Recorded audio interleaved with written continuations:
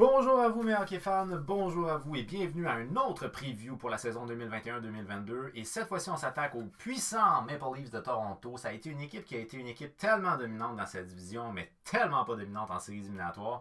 Du côté des Maple Leafs de Toronto l'année passée on a connu quand même une excellente saison régulière. C'est une organisation qu'on voyait aller loin en série parce que justement on avait été très dominant en saison régulière. Les statistiques d'équipe sont quand même intéressantes. On a eu aussi la révélation d'un certain Jake Campbell puisqu'on avait des performances plutôt difficiles, j'aimerais dire, du gardien de but Frederik Andersen. Dans le cas de Frederik Andersen, il y avait 24 matchs, 2,96, 895 d'efficacité. Et là, au moment de sa blessure, c'est Jake Campbell qui a été appelé en relève. Et dans le cas de Jake Campbell, on a connu une excellente saison régulière. On parle de 22 matchs, 2,15, 921 d'efficacité. Et on fait encore mieux en séries éliminatoires, malgré le fait que l'équipe a été éliminée. 7 matchs, 1,81, 934 d'efficacité pour Jake Campbell. Alors du côté de Toronto, on croit que Jake Campbell est notre gardien but partant. On a décidé de miser sur lui. Par contre, on a quand même un backup plan qui est quand même très intéressant qu'on a été chercher pendant la saison morte. Bon, pour ce qui est de la saison 2021-2022, on revient avec l'entraîneur Sheldon Keefe et le DG Carl Dubas. On a en 2019-2020 70 matchs, 36 victoires, 25 défaites, 9 défaites en prolongation, donc 36 victoires pour 34 défaites. On n'était pas loin de 500 pour 81 points, éliminé en première ronde. Et par la suite, en 2021, 35 victoires, 14 défaites, 7 défaites en prolongation, donc 35 victoires pour 21 défaites. On joue au-dessus de 500, 77 points pour être éliminé en première ronde. Plus que ça va, plus que ça se répète. Mais il y a quand même eu beaucoup de changements là, du côté de Toronto. Fait que ça peut peut-être jouer dans la balance et cette équipe-là peut peut-être aller plus loin qu'une première ronde l'année prochaine. Alors, on a une moyenne de buts marqués de 3,32, ce qui est quand même très bon. On parle de la 6e meilleure attaque de la Ligue nationale. Une moyenne de buts encaissés de 2,64, ce qui est quand même bon aussi. C'est la 7e meilleure défensive de la Ligue nationale. Un avantage numérique à 20%, c'est pas mauvais, mais c'est pas particulièrement bon. Un désavantage à 78,5, ça c'est difficile. Fait au niveau des unités spéciales, disons qu'on n'a pas été très dominant, mais à 5 contre 5, on s'en sortait très bien. On a une belle moyenne de buts marqués, puis on a une belle moyenne de buts encaissés. De surcroît, si on prend Jake Campbell et pour ce qu'on connaît de Peter Mrazek qui s'amène avec Toronto, je pense qu'on a un duo de gardiens de but plus solide que ce qu'on avait avec Frederik Andersen puis Jake Campbell. Puis même on avait David Bradick un bout de temps, puis bon bref. Alors, c'est ce qui fait que cette organisation-là a terminé première dans la division Nord, 7e dans la Ligue nationale au total. Ils ont été éliminés en première ronde alors qu'ils menaient la série 3-1. Ils ont été sortis par le Canadien de Montréal qui a finalement été jusqu'en finale de la Coupe Stanley. C'est une équipe qui a été détruite sur un point de vue psychologique lors de cette défaite-là. Alors c'est à eux de se reprendre et à ce moment-là de revenir plus fort en série l'année prochaine. Le meilleur en termes de buts aurait été Austin Matthews. Saison écourtée. À 56 matchs, il trouve le moyen de faire 40 buts et plus. Dans une saison écourtée de 46 matchs, elle est presque écourtée de moitié, pas tout à fait, mais quand même, on n'était pas loin. Il réussit à faire quand même plus de 40 buts. Wow! Austin Matthews, 41 buts l'année passée. Le meilleur pointeur aurait été Mitch Marner avec 67 points, mais Austin Matthews n'était pas loin, 66 points. Marner, c'est en 55 matchs et Matthews, c'est en 52 matchs. Fait que bref, s'il avait joué les 3 matchs de plus, probablement que Matthews aurait été aussi le meilleur pointeur. Le meilleur défenseur à caractère offensif aurait été Riley en 55 matchs, 35 points plus 11. Une bonne saison pour lui quand même, pour Riley. Donc c'est ça. De manière générale, ça a été une saison qui a été relativement bonne pour à peu près tout le monde. Dans le cas de William Nylander, il a connu une bonne saison, 42 points en 51 matchs, mais des séries complètement exceptionnelles. Il y a 7 matchs, 5 buts, 3 passes, 8 points en séries éliminatoires. Du côté de Alex Galchenyuk, on avait quand même bien fait en fin de saison. 26 matchs, 4-8-2. Donc 4 buts, 8 passes pour 12 points. Fait que de manière générale, ça a relativement bien été en saison régulière. Arriva les séries éliminatoires. En séries éliminatoires, honnêtement, Jake Campbell n'a pas lâché le cap, là, fait que c'est pas de sa faute à lui. Sauf que ça a été plus difficile pour des noms peut-être un petit peu plus connus. On a eu Nylander qui s'en est très bien sorti, mais du côté entre autres de Matthews et Marner, ça a été très difficile. Puis ça, ils ont besoin d'eux autres en séries éliminatoires. Entre autres, Marner, on a probablement toute l'image là, où il lance la rondelle dans les estrades. puis qu'il n'y a même pas de pression alentour de lui. Fait que tu vois que psychologiquement parlant, ces gars-là étaient attaqués là, en séries éliminatoires. Ça l'a fait mal dans leur tête. Fait que, bref, on a besoin d'eux autres, donc il faut qu'ils se bâtissent au niveau mental. Des espoirs qui sont à suivre, j'ai pas mis Sandin comme espoir, parce que quand même, il a passé l'année à. Ben, il a passé l'année, en tout cas, il a été blessé un bout de temps, peu importe. Mais Sandin a passé quand même une grosse partie de l'année avec les Leafs l'année passée, mais il a joué juste 9 matchs. Sandin est un défenseur qui a 21 ans, à caractère offensif, puis honnêtement, on croit en lui à Toronto. Et ça, c'est super intéressant, parce qu'à 21 ans, il va pouvoir éventuellement aller dans un top 4. Puis on va essayer de le ménager pour l'instant le plus possible. Mais 4 points en 9 matchs avec du temps en avantage numérique, ce jeune-là est quand même prometteur pour les Leafs de Toronto en termes de défenseur à caractère offensif. Mais donc, je le considère pas comme un espoir, mais quand même, il est quand même très très jeune. Mais sinon, en termes d'espoir, on a aussi Nicolas Robertson, c'est un ailier gauche de 20 ans. Il a joué dans la Ligue américaine l'année passée. 21 matchs, 5 buts, 11 passes, 16 points. C'est quand même une bonne saison de manière générale, mais je vais être honnête avec vous, je pense que ça va être très difficile pour les jeunes qui n'étaient pas dans l'équipe l'année passée. Ça va être très difficile de rentrer dans cette organisation-là sur une base régulière. Fait que je pense pas qu'aucun de ces deux-là va être régulier à l'NH l'année prochaine. Sandin, lui, je pense que oui, il va être régulier à l'NH l'année prochaine. Timothy Lindgren, c'est un défenseur de 22 ans. Il a joué dans la Ligue américaine l'année passée. Seulement 11 points en 21 matchs pour un défenseur à caractère offensif. Sauf que l'année d'avant, en 2019-2020, il y avait 30 points en 40 matchs. Fait qu'il y a eu comme un ralentissement au niveau de sa production. Je ne sais pas exactement qu'est-ce qui l'a affecté, mais c'est un jeune qui est quand même un jeune qui a un caractère offensif intéressant. Sauf qu'il va falloir qu'il fasse un peu plus parce que c'est pas évident de craquer l'alignement des Maple Leafs de Toronto. C'est quand même une puissance, les Maple Leafs de Toronto. Alors, c'est ça pour ce qui est des jeunes. Maintenant, on va y aller avec mon alignement projeté. C'est un alignement, bien entendu, qui est projeté. Il n'est pas basé sur des projections dites professionnelles. Je vous propose cet alignement-là. Ça ne veut aucunement dire que ça va être ça rendu en saison régulière. Je pense quand même qu'il y a des choses qui sont coulées dans le béton, comme dans toute équipe, finalement, ou presque toutes les équipes. Austin Matthews, Mitch Marner sur la première ligne, je pense que ça va de pair. Austin Matthews a connu une très bonne saison l'année passée, 66 points en 52 matchs, ça a été difficile en séries éliminatoires, donc 41 buts, c'est... Mitch Marner a connu une bonne saison l'année passée, 67 points en 55 matchs. Donc les deux gars ont plus qu'un point par match. C'est des bonnes saisons sur un point de vue offensif, mais ça a été difficile pour les deux rendus en séries éliminatoires. Et là, on a fait l'acquisition de Richie qui nous arrive de Boston, 26 points en 56 matchs. Mais Richie, s'il joue avec Mitch Marner et Austin Matthews, si on croit en lui, ça semble être le cas, ben à ce moment-là, ses statistiques offensives vont assurément augmenter, peut-être même doubler. Moi, j'ai confiance en... Ce gars-là a quand même un certain caractère offensif intéressant. Là. Fait que j'ai confiance au fait que si Richie joue avec Matthews et Marner, ses statistiques offensives vont être à la hausse.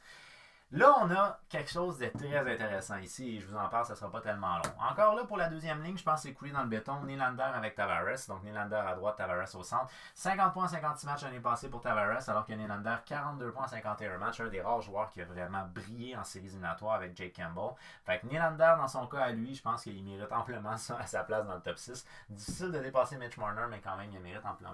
Et là, on a ici Michael Bunting. C'est qui ça, Michael Bunting? Ben en fait, Michael Bunting l'année passée, 13 points en 21 matchs avec les Coyotes de l'Arizona. Bon, je vous explique. Bunting, lorsqu'il jouait dans la Ligue américaine, c'est un gars qui faisait environ 1 point par match. C'est un joueur à caractère offensif. Quand il est arrivé en Arizona, malheureusement, c'est une équipe qui jouait beaucoup défensivement. Une équipe qui comptait peu de buts, puis une équipe qui misait beaucoup sur le style de jeu défensif, ce qui a assurément affecté ses statistiques offensives, lui-même étant un joueur à caractère offensif. 13 points en 21 matchs, on parle d'à peu près 0,5, c'est-à-dire une saison de 82 matchs, environ 41 points. Mais ce gars-là est capable d'avoir des bonnes statistiques offensives si tu lui donnes des missions offensives avec des gars offensifs. Alors là, on lui donne ça. Tavares, Nylander pour jouer avec lui. Ce gars-là pourrait aller chercher une saison de peut-être 50-60 points cette année, d'après moi. Parce que malheureusement, avec les Coyotes, il n'a pas été utilisé à ces fins-là. Et je pense que là, c'est sa chance à lui de pouvoir intégrer le top 6 d'une équipe dominante à caractère offensif, alors que lui-même, il est offensif. Par la suite, c'est un peu la même chose d'ailleurs avec Garland, excusez-moi. Garland qui est rendu avec Vancouver. Ça va être intéressant pour lui, statistiquement parlant, parce que là, il va être avec une équipe qui est plus portée vers l'attaque, ce qui n'était pas le cas avec les Coyotes. Il faisait des points avec les Coyotes, mais avec une équipe plus portée vers l'attaque, c'est peut-être intéressant. En termes de troisième ligne, on y va avec Mikheyev. Dans son cas, lui, il y en a qui le mettaient sur la première ligne. Moi, j'ai décidé d'essayer Richie. Fait que, bon, moi, j'ai mis Mikheyev sur ma troisième ligne. Ratio points par match, je ne le trouvais pas intéressant, tout simplement. Fait que bref, 17 points en 54 matchs l'année passée. Pour moi, il n'y avait rien se péter à la tête, ces murs. Je ne le voulais pas nécessairement dans mon top 6. C'est un peu ma réflexion. Mais sinon, quand même, de jouer avec Kerfoot, c'est pas mauvais. Kerfoot est un gars qui pourrait. Je me rappelle plus, je pense qu'il peut jouer à l'aile gauche aussi, là, si je ne me trompe pas. Là. Fait que c'est un gars qui pourrait challenger ici. Là. Mais je trouvais que d'avoir une ligne de centre en Matthews, Tavares, Kerfoot et Spezza, c'était épique. Fait que j'ai opté pour y aller dans ce sens-là. Kerfoot, mon troisième centre, 23 points en 56 matchs l'année passée, que je vais jouer avec Wayne Simmons, 9 points en 38 matchs l'année passée. Lui, il campe en avant du filet, il est gros, il est fort physiquement, il patine pas super vite, mais bon, c'est un gars qui est capable de prendre beaucoup d'espace. Au niveau de ma quatrième ligne, j'y vais avec Engvall, 12 points en 42 matchs l'année passée, que je vais jouer avec le très vétéran Jason Spezza, c'est 30 points en 54 matchs. Spezza, ça a quand même pas été mauvais, 30 points en 54 matchs en saison régulière l'année passée. Ça a été plus difficile pour Joe Thornton. Il me semble que Thornton, il y avait un affaire comme une vingtaine de points ou quelque chose de même. Mais dans le cas de Spezza, quand même, malgré son âge, ça a été quand même une bonne saison. Et si vous le mettez au balotage, soyez avisés. S'il y a une équipe qui le réclame, il prend sa retraite. Il veut vraiment pas jouer ailleurs que Toronto, Spezza. À la limite, c'est cute. À la limite, c'est cute. Et je vais jouer Camp ici. Camp, lui, il nous arrive de Chicago. 12 points en 56 matchs l'année passée. Je coupe Casey et Gabriel. Gabriel, si vous ne connaissez pas Gabriel, c'est un gars qui est short salaud dans ses coups, honnêtement. Là. Pas mon meilleur. Vraiment pas mon meilleur. Au niveau des défenseurs, ben ça c'est. Je pense qu'au niveau des défenseurs, c'est pas mal ça que ça va avoir de l'air. D'après moi, en tout cas, c'est pas mal ça que ça va avoir de l'air pour le début de la saison régulière. On a Riley, ça c'est évident. Riley, c'est notre premier défenseur gauche. 35 points, 55 matchs l'année passée. Le meilleur défenseur à caractère offensif pour l'organisation des Maple Leafs de Toronto, que je vais jouer avec PG Brody. 14 points, 56 matchs l'année passée. Les gars se connaissent, on va les garder ensemble. Puis ça donne une paire qui est quand même une paire qui est capable de provoquer des choses offensivement. Puis qui est pas pire responsable défensivement. Jake Muzzin, quand même, 27 points en 53 matchs, pas mauvais. Pour un défenseur qui est à caractère plus défensif, 27 points en 53 matchs, c'est quand même bien. Que je vais jouer avec Hall, 20 points en 55 matchs. Alors ça, ce top 4-là, d'après moi, est pas mal assuré de ressembler à ça. Par la suite, au niveau de ma troisième paire, je pense qu'il y a des bonnes chances que ça va ressembler à ça. Je mets Sandin, 4 points en 9 matchs l'année passée, avec Dermott, 6 points en 51 matchs, un défenseur plus défensif. Mais Sandin, c'est qu'en fait, pour mes vagues d'avantages numériques, je vais pouvoir utiliser deux défenseurs qui sont des deux défenseurs vraiment à caractère offensif. Donc, je vais pouvoir utiliser Riley et Sandin sur mes deux vagues d'avantages numériques. Première à Riley, deuxième à Sandin. Je trouve ça intéressant. Fait que c'est la raison pour laquelle je ne voulais pas mettre Biega, je voulais mettre Sandin dans mon alignement. C'est pour avoir une deuxième vague avec un défenseur à caractère offensif. C'est sûr que si un gars comme Timothée Lindgren fait très très bien au camp d'entraînement, peut-être qu'il va faire partie de l'alignement, mais je penserais pas. Et par la suite, on y va avec Biega en termes de scratch. Au niveau des gardiens de but, ben là, on revient avec Jake Campbell, 22 matchs l'année passée, 2.15, 921. Dans son cas, à lui, je pense qu'il n'y a jamais vraiment eu de saison dans les 30 matchs, genre. Fait qu'il n'a jamais été partant à proprement dit. Fait que là, ça va être une première année. On va voir qu'est-ce que ça va donner. Mais honnêtement, du côté de Dubas, on a fait un très bon move à ce niveau-là, selon moi. On a fait un très bon move et on a additionné.